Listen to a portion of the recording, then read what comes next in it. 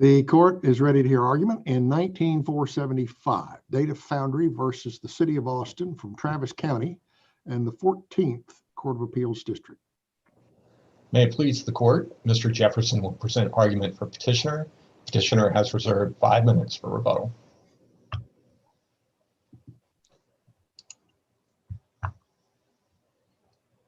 May it please the court. And Casey and Blake, I don't see all the justices on my screen. I'm not sure if that was intended. The time clock is very large in the middle of the screen. So if you can work on that. And Mr. Jefferson, you need to adjust your view so that you're seeing the gallery view so that you see everyone on your computer. I see. I apologize. 1 second. All right. Hello. Good morning. Apologize for that. May it please the court. We have argued in this case that a municipal utility monopoly must charge reasonable and non-discriminatory rates. The city counters that a municipal monopoly may charge any rate, even if unreasonable, discriminatory, or confiscatory, because its retail customer has no right to challenge it in the Texas state court. This court should hold, as it has for decades, that a monopoly is not above the law. Justice Reedley wrote the seminal case for this court in 1976.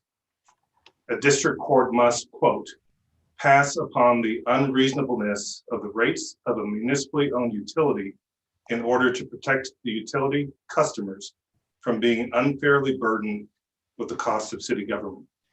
That holding is no less true today. I'd like to focus on 3 points. First, the Court of Appeals core functional unbundling merits holding derived from a misunderstanding regarding the meaning of a term of art the parties had not briefed because the merits were not before that court, at least at that stage. Data Foundry's lawsuit turns on Austin's rate-making decisions, including the cost included in its revenue requirement. But Data Foundry does not seek unbundling and frankly does not care whether Austin chooses to do so or not. Second, in the lower courts, all parties agreed that this was a common law standing case, not a statutory case. The Court of Appeals correctly held that Data Foundry had a particularized injury. Austin is requiring it to pay money that it contends is not owed. That is enough for standing in itself. And third, Austin cannot show any repugnance between the Public Utility Regulatory Act and Data Foundry's common law claims, and thus its common law claims survive. Austin sets its own rates here for residential customers, but Austin's legislative power to set rates does not defeat a court's jurisdictional power or judicial power to review them. And the mere fact that the legislature created a specialized remedy for someone else, and that is the environs customers, does not mean that it intended to abrogate the common law. Terra Partners, a case Justice Guzman may recognize from the Houston Court of Appeals, makes this point most emphatically. And one other point I wanted to make is that our lawsuit does not seek damages, nor does it seek a refund. We are seeking entirely prospective relief. And if successful, the city will embark on its legislative function and set new rates. So if I may just give a quick background of the essential facts here as pleaded by Data Foundry. Austin, the city of Austin owns power generation facilities that produce power that Austin sells as it is required to do on the ERCOT market. We're talking about things like nuclear, gas, coal, and renewable energy. Austin's revenue in selling this power does not come close, not even close, to covering costs to generate that power. Instead, these assets lose hundreds of millions of dollars per year, more than $1 billion since 2014. And these generation assets, the coal, nuclear, et cetera, provide no benefit to Austin's retail electricity customers. The power they produce is not delivered to Austin retail customers, but instead it is sold on the ERCOT market. It has no choice. That's how this operates. So instead, the power Austin delivers to its retail customers is exclusively power that it purchases on the ERCOT market. That's how the retail customers are receiving their power. So here's the problem. Austin forces its retail electricity customers to bear the generation cost losses. And Austin includes that cost in its revenue requirement, even though it is neither reasonable nor necessary to the provision of retail electric service. And here's the other problem. Austin forces Data Foundry's rate classes to bear a disproportionate share of the generation losses as compared to other customers. Mr. Jefferson, yes. Do all of the customers in the two particular rate classes at issue experience or suffer the same injury, or is there something particular or unique about Data Foundry's alleged harm? Going to the standing question. So that's an excellent question, Your Honor. And everybody in the retail area in Austin does suffer an injury, and it is a financial injury. Specifically, what you're asking is what Austin has argued. They say Data Foundry's injury was not particularized because it was supposedly the same as the injury suffered by every other Austin ratepayer, insofar as every ratepayer was required to pay some portion of the improper generation costs. But the fundamental error in that approach is in assuming that because many, even hundreds of thousands of people suffer a similar injury, that injury is not particularized. This misunderstands the difference between generalized and particularized injuries. An injury Jefferson, is I understand yes. your argument on the doctrine there, but your opposing counsel cites South Texas Water Authority versus Lomas as saying that status as a ratepayer doesn't demonstrate the requisite injury. What's your response to that case? The response to that is it is a direct financial injury to Data Foundry. So if we are correct, then what Austin is doing is charging Data Foundry for costs that are improper to charge. It would be as if the city of Austin charged through the electric rate making process the costs associated with running the Austin Bergstrom Airport. It's a completely different business, completely separate, and it injures the Data Foundry and any other similarly situated retail customer because you're taking money out of our pocket that is illegal and unlawful to do. That kind of financial injury is a quintessential financial injury and has been recognized by this court in many contexts in cases that we have cited to the court. Mr. Jefferson, yes. if it's illegal because the rates are unreasonable and discriminatory. Is that right? Unreasonable, discriminatory, confiscatory, that's correct. And what law, I mean, why does the city's rates have to be reasonable and non-discriminatory? What law requires? I'm sorry, Judge. Yeah, what law, what legal basis do you have for saying that their rates must be reasonable and non-discriminatory?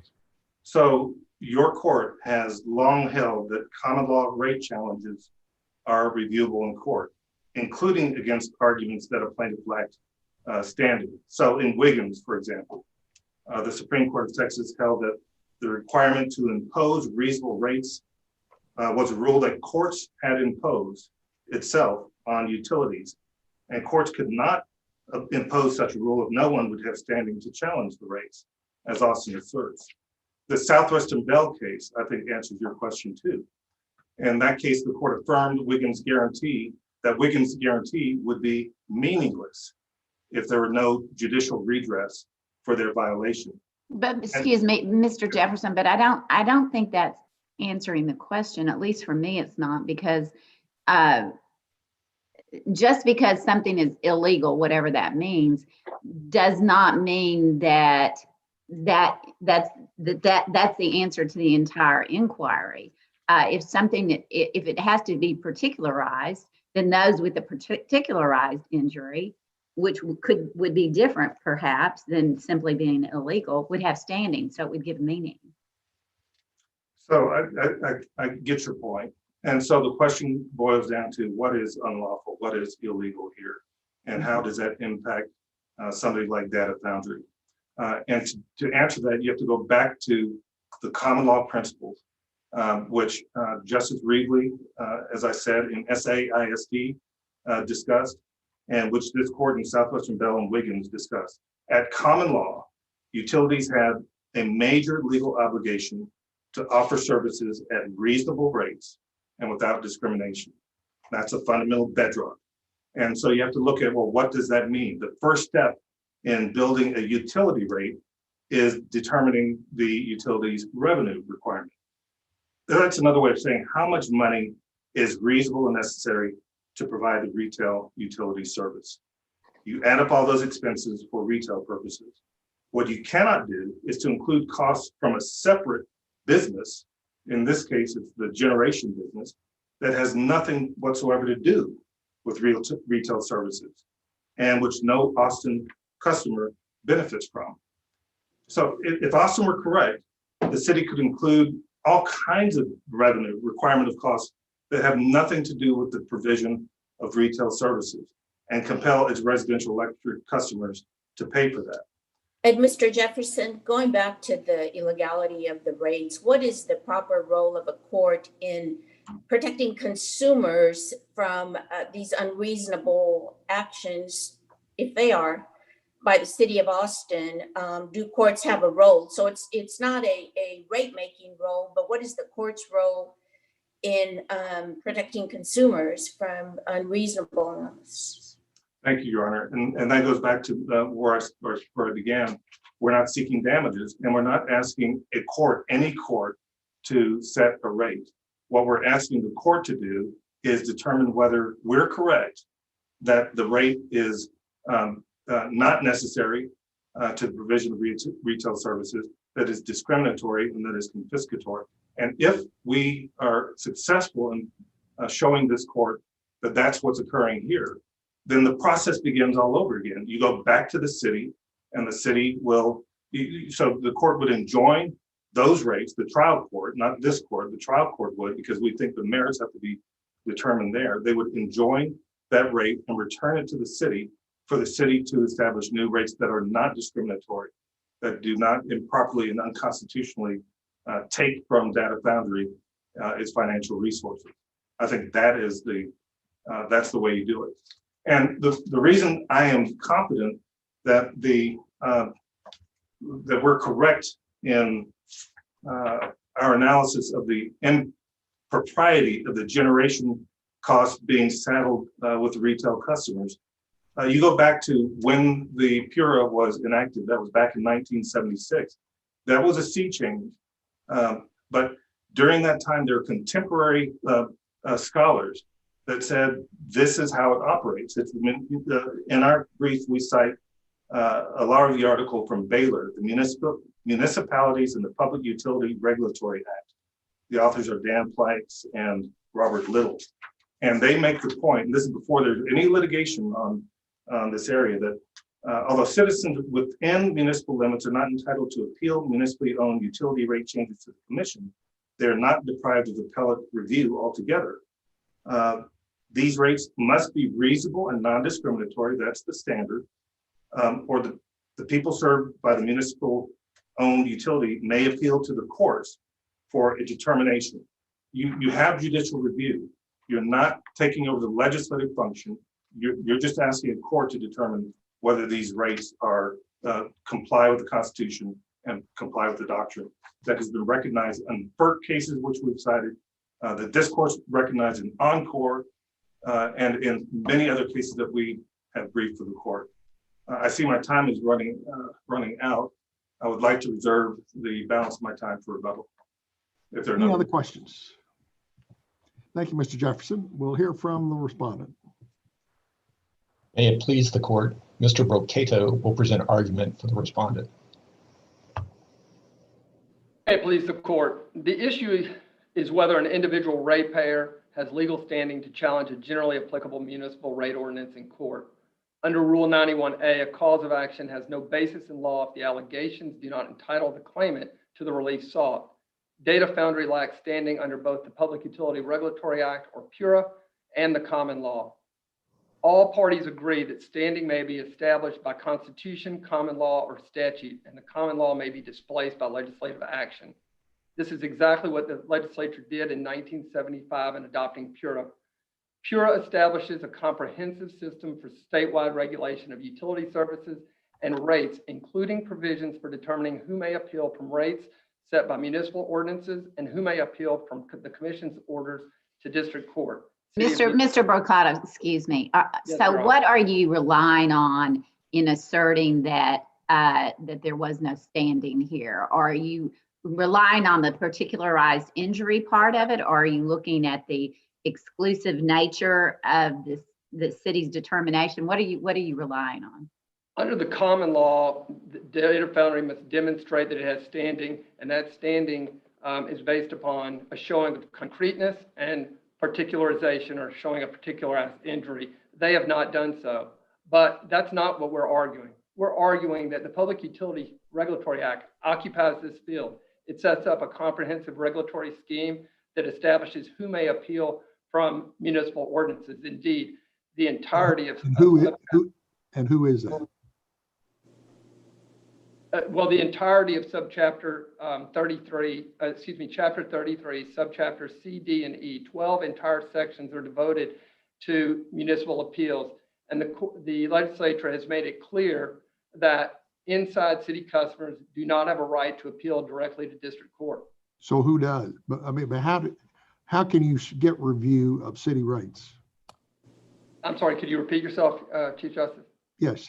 How can you get review of city rates? Well, I think, but first of all, you need to kind of understand that the legislature has given broad authority to municipalities to set rates for their municipally owned utilities. So is the answer you can't?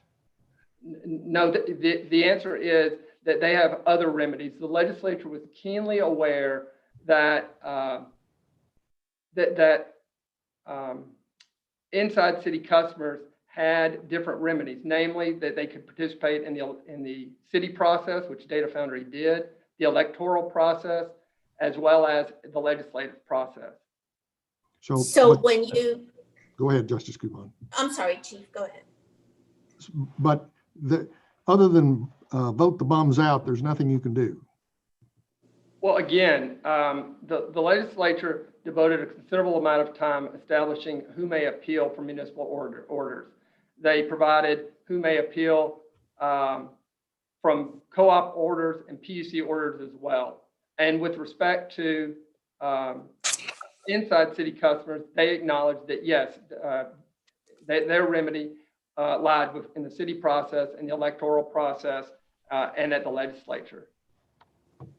I was going to ask you about exhausting the administrative remedies. So if you go through all of that, you're saying courts have no role in reviewing the reasonableness, and a city can charge illegal rates forever. And there's just nothing a consumer can do about that. Is that your argument? I want to be very clear. The city is not asserting that it has unreviewable authority. As I mentioned, the legislature grappled with this issue during the time that PURA was adopted, and they recognized that the remedy for inside city customers was before the city in the electoral process and at the legislature. Mr. Brocato, you have to say clearly, we've said to abrogate a common law right, you have to speak clearly to that. So where clearly does it say in PURA that there is no right to judicial review anymore for in-city customers? It doesn't say that expressly, but we shouldn't be surprised by that. It also does not state that Data Foundry has the authority to appeal to district court. We shouldn't expect that the statute would list all of the options that are unavailable to them. Well, except that it was an option available at common law, and we've said if you want to change that, you have to say so clearly. The concern with that is that the legislature provided numerous provisions, 12 in Chapter 33, and then some additional provisions elsewhere in the statute, all establishing who may appeal from a municipal ordinance. They certainly were mindful of in-city customers when they adopted the statute. And indeed, in 33.121 and 33.122, they provided an opportunity for in-city customers to appeal for the period of 1989 to 1999. So what's your best case for the proposition that by providing additional remedies for other parties that is enough to impliedly displace the common law? Because the legislature addressed every provision, every scenario in the statute with respect but to is there a case that supports reading the statute that way? Yes, this issue was squarely addressed in PEC versus City of Austin, 728 Southwest 2nd, 907. There, the court faced an appeal by ratepayers against the City of Austin, and the court distinguished ratepayers within the city limits who do not have a right to appeal and those ratepayers outside the city limits that do.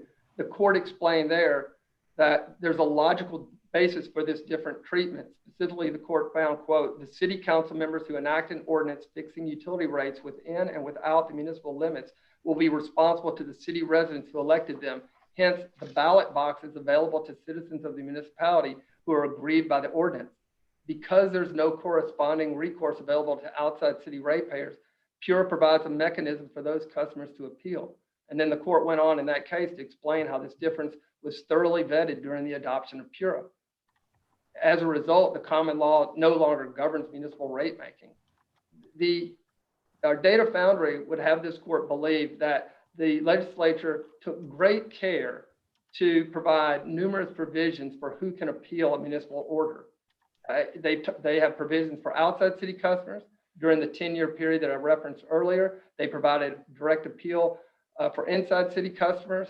Mr. Mercado, would you agree that there has to be some limit to the idea that rate setting is effectively unreviewable in a court, regardless of what the allegation is? For example, are there constitutional limits to that? And for example, what if a claimant, a ratepayer, alleged that the city was setting discriminatory rates for a neighborhood that was, historically of a particular religion? Yes, as I've noted in our briefs throughout this proceeding, while judicial review is limited and inapt, it would apply in circumstances of some type of constitutional affirmity, such as the ones that you just mentioned. And I think the courts have been clear on that as well. The Data Foundry would have this court believe that the legislature went to great lengths to provide protections to outside city ratepayers, to ratepayers of commission decisions, and to customers served by co-ops, but somehow left this one small narrow area unaddressed and the common law intact. I think that, however, if you look at the provisions and give it a holistic view and a harmonious reading, you have to come to the conclusion that the legislature intended that the remedies of inside city customers, such as Data Foundry, reside elsewhere. Mr. Mercado, does Data Foundry have a property interest in parting in the money, in the actual money that it's parting with, or that the government is taking illegally? And is that tantamount to, can that be tantamount to a constitutional taking? Because I think you've just agreed that that type of conduct would be reviewable. So is there a property interest in that money?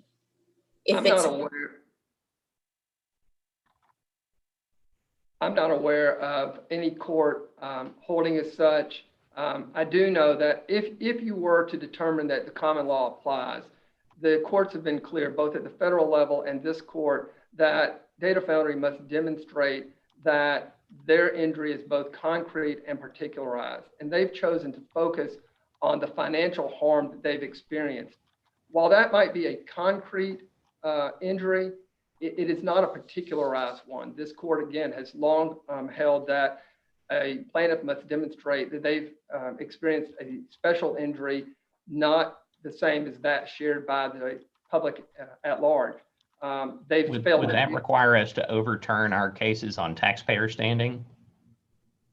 No, no, Your Honor. They did, in one of their final briefs, raise that issue. But as we addressed there, it would not require you to do so. You asked earlier, I'm sorry. This is all teed up as a standing issue, and it seems to me, though, that under your argument, it really begins as a preemption issue.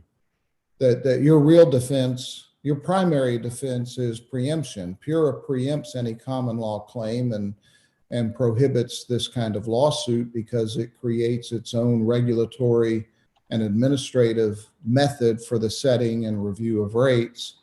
And then if there is no preemption, then your argument is, well, but they don't have standing because their injury is not particularized. Is that, I mean, have I misunderstand really kind of the overview of your argument? No, you're correct, Your Honor. PURA establishes a comprehensive regulatory scheme. This court recently in Encore versus Chaparral reaffirmed that finding, stating that it's the pervasive and exclusive means of regulating electric utilities in Texas. This suit is an attack on that scheme and the framework that governs how municipally owned utilities operate their electric systems. That scheme has been under scrutiny and been amended in virtually every legislative session over the past 40 years and has worked effectively. Excuse me, Mr. Ricotta. So let's say if we were to reject the first part of that argument, and that is that no matter how egregious the rate is that's imposed, the only answer is to vote them out of office. And then went to the standing issue, your argument there is what? In other words, focusing on the second part in the way that Justice Boyd set it out rather than the first part. You're asking me if the court were to find that PURA did not preempt Data Foundry from filing a lawsuit. And then you're left with the particularized injury of the standing issue. Right.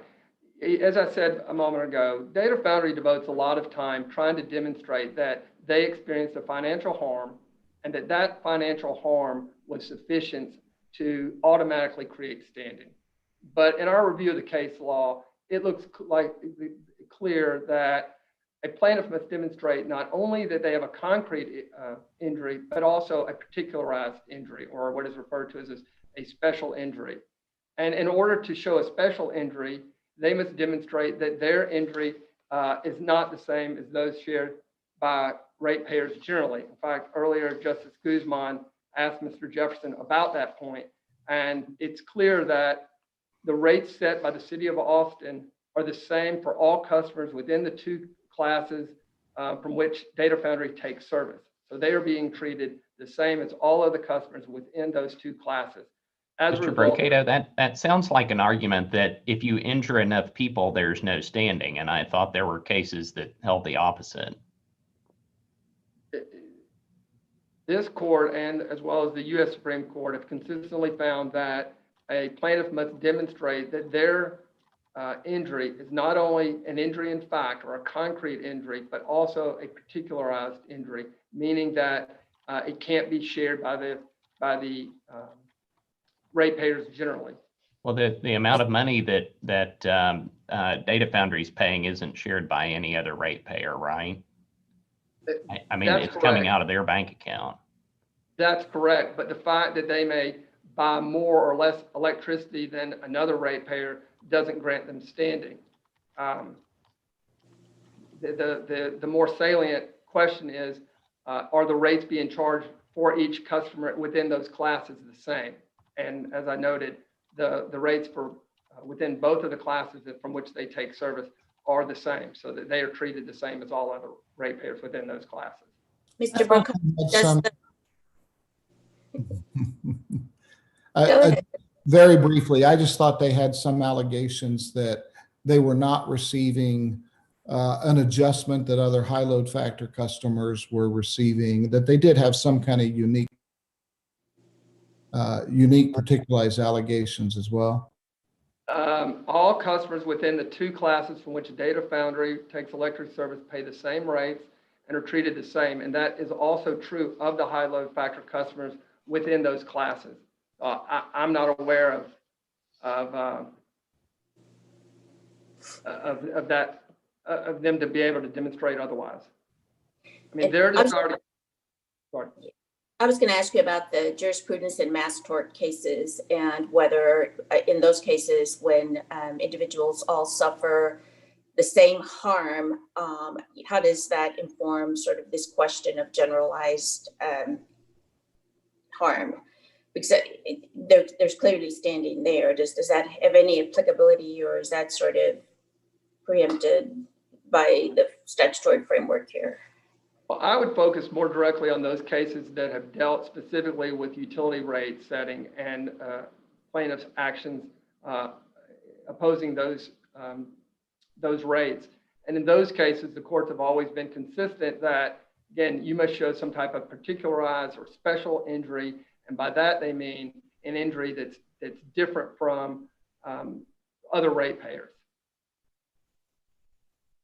Well, I guess Was the Court of Appeals right that the data does not meet the redressable injury prong of standing? Data Foundry has alleged that it should be illegal to include generation costs and rates, but the law expressly allows for recovery of such costs. You know, they have suggested that PURA has been violated, yet they simultaneously have argued that PURA does not apply. Data Foundry's petition has failed to state a cause of action, and it seeks a remedy the courts cannot provide. So yes, Chief Justice, the lawsuit lacks redressability as a result of that. Now, in my remaining time, I'd like to address a couple of the matters that came up in Mr. Jefferson's comments. One thing that he noted was with respect to unbundling.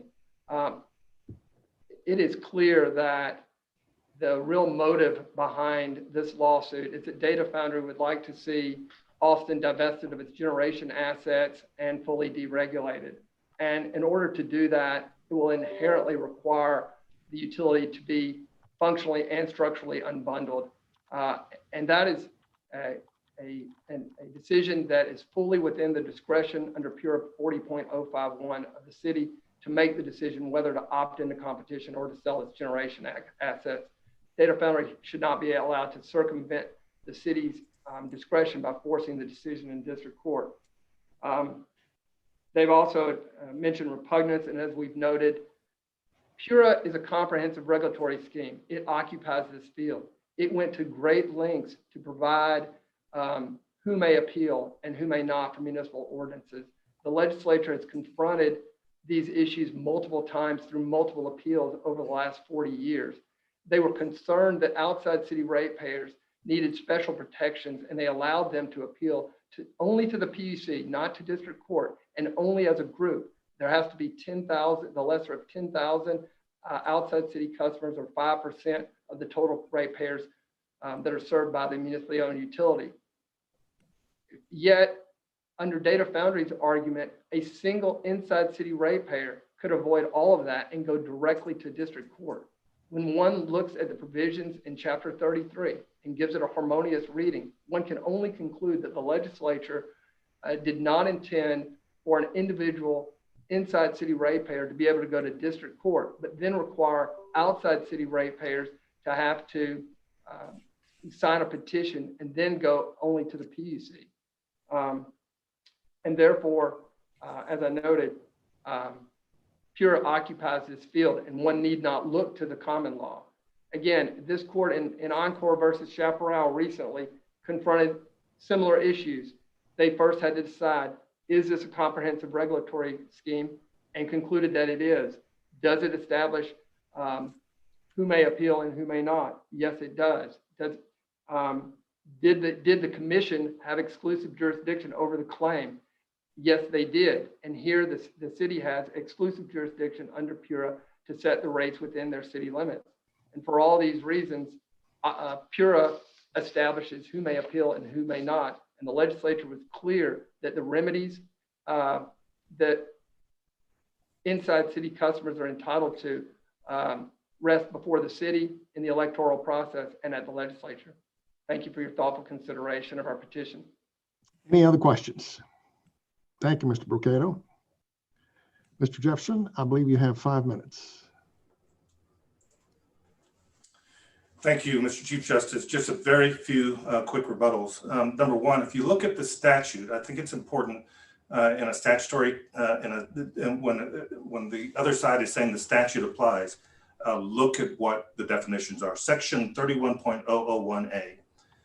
That says the purpose of this subtitle is to establish a comprehensive and adequate regulatory system for electric utilities. Okay, then you go and what is an electric utility? Section 31.002(6)A says electric utility does not include a municipal corporation. These municipal monopolies are separate. They're not governed by PURA. And 32.0021 says that this subtitle does not authorize the commission to regulate or supervise a rate or service of a municipally owned utility. So you're carving these out and leaving them to the common law.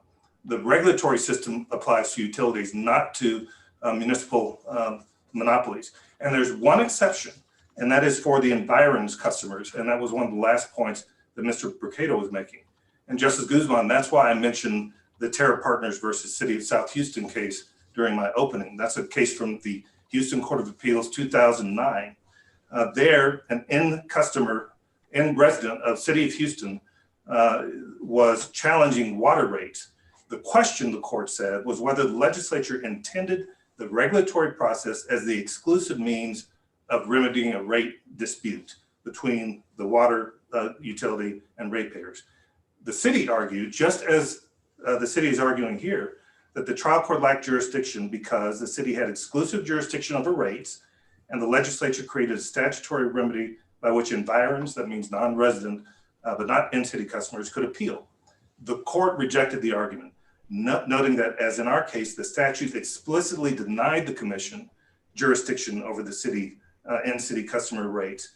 The court held that the legislature therefore could not have intended the regulatory process, which the commission oversaw, as the exclusive means of remedying the dispute. Mr. Jefferson, could you please focus a little bit on your answer to the argument that this injury is not particularized?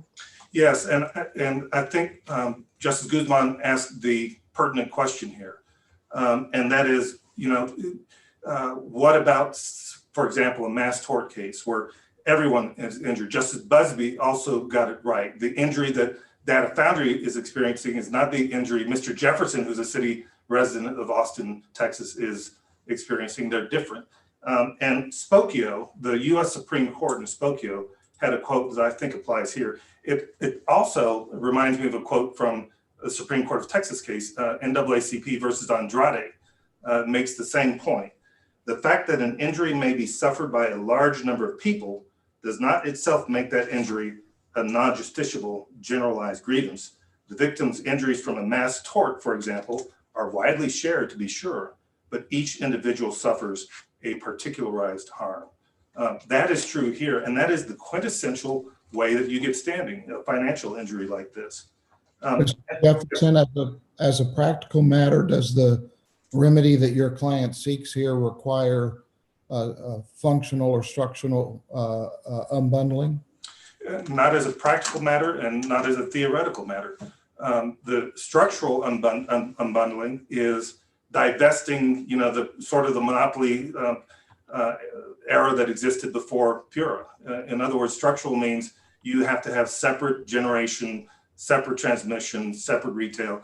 And PURA said that doesn't apply to municipalities unless they ask for it. So we're not talking about structural unbundling at all.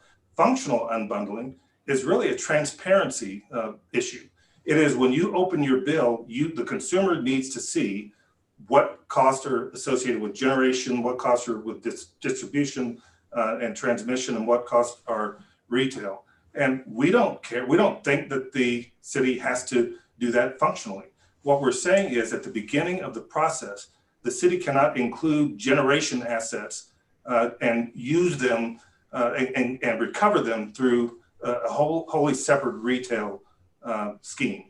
And so to get back to the fundamental point, and Chief Justice Heck, this is where I started.